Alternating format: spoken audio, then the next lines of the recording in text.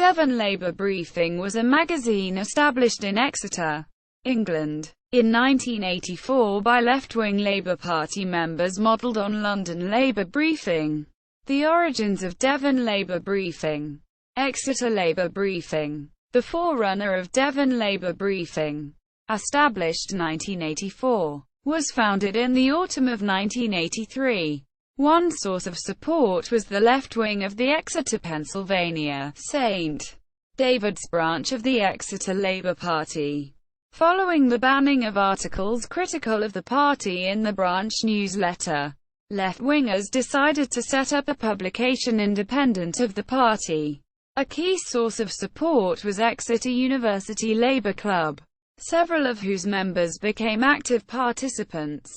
Briefing supporters were also in a majority in the Exeter Labour Party Young Socialists, one of the few branches not controlled by the militant tendency at that time. A handful of supporters developed in other Exeter Labour Party branches: Rougemont, St. Leonard's branch, the city centre, and Polso, Stoke Hill. The politics of Devon Labour Briefing.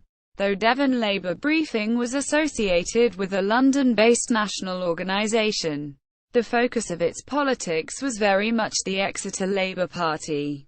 Briefing accused the City Party of being authoritarian, non-socialist, racist and sexist. The local Labour leadership and councillors were deemed municipal careerists who sought status and respectability rather than advancing socialist causes.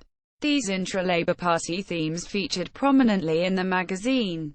In 1984, Labour won control of Exeter City Council in coalition with the Liberal SDP Alliance and later the Liberal Democrats. Devon Labour Briefing was critical of this coalition. When the Labour candidate in the St. Leonard's by-election stood down in favour of the Liberal Democrats, contrary to National Labour Party policy, Devon Labour Briefing campaigned for the Green Party. In the UK miners' strike, 1984–1985, Devon Labour Briefing twinned itself with the Maerdy Colliery in South Wales, and collected money and food. Supporters of Devon Labour Briefing were elected to leading positions in the Exeter anti-apartheid movement after bitter disputes with some Labour Party and Communist Party members. Devon Labour Briefing supporters participated in the Exeter campaign for nuclear disarmament, which peaked at over 1,000 members in the 1980s. Briefing had little influence but aligned its votes with those of members of the Green Party. In 1987, Devon Labour Briefing joined with the leadership of the East Devon Labour Party to set up the East Devon Socialist Campaign Group. The main focus of the group was to back the 1988 national leadership bid of Tony Benn MP and Eric Heffer MP. Though the group made limited headway across the region, the exclusive Labour Party orientation of East Devon Labour Party members was often at odds with the more radical approach of Devon Labour Briefing. Devon Labour Briefing supporters were involved in the Exeter Marxist Reading Group, run by the Workers' Revolutionary Party. The group sought to relate the texts of classical Marxism to contemporary politics. In the autumn, Devon Labour Briefing organised a socialist day school in Exeter. Speakers and workshop moderators were invited from London Labour Briefing and elsewhere. Legal action against the Labour Party. Exeter Labour Briefing, the forerunner of Devon Labour Briefing, began publication in the autumn of 1983.